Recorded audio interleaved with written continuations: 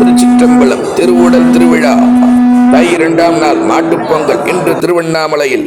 அன்பர்களே, எம்பெருமான் சிவபெருமானுக்கு 2 சக்திகள் உண்டு. ஒன்று திரோதானம், இன்னொன்று திருவருள். ஐந்தொழிலே திரோதானத்தை மறைத்தல் என்றும் திருவருளை அருளல் என்றும் நம் சமயம் சொல்லும். மறைத்தல் சக்தியாகிய திரோதானம் உயிர்களுக்கு உலகை காட்டி சிவத்தை மறைக்கும். பிறகு சிவம் வேண்டும் போது உயிர்களுக்கு அது திருவருளாக மாறும்.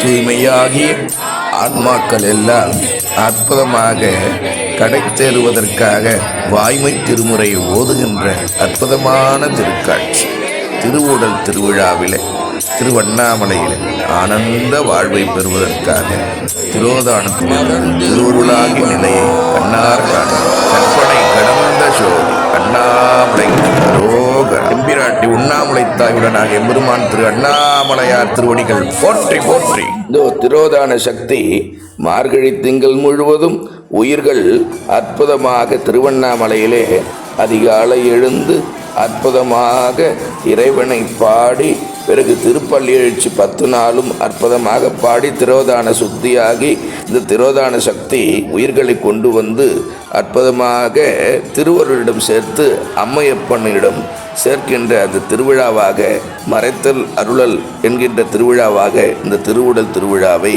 திருவண்ணாமலையிலே நடத்துகிறார்கள் என்று நாம் வைத்துக்கொள்வோம்.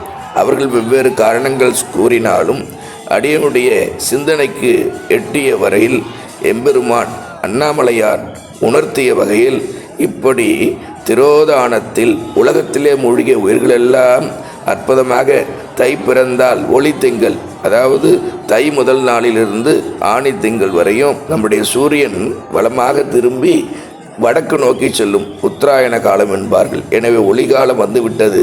பெருமானே, உயிர்களெல்லாம் அரும்பாடுபட்டு திருவருள் பெற தகுதியாகி உள்ளது.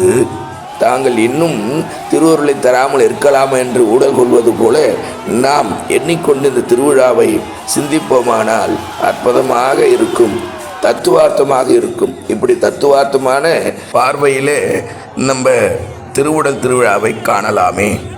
அன்பர்கள் உலகியல் காரணங்கள் வடிவமைத்து தந்திருக்கின்றார்கள். இருந்தாலும் நம்முடைய எண்ணங்களை தூய்மையாக்கி வாய்மை திருமுறை ஓதி ஆனந்தமாக திருப்பள்ளி எழுச்சியிலே பாடி பாடி திளைத்தோமல்லவா மார்கழி திங்கள் முழுவதும். அதனால் உயிர்கள் திரோதான சுத்தியாகியது.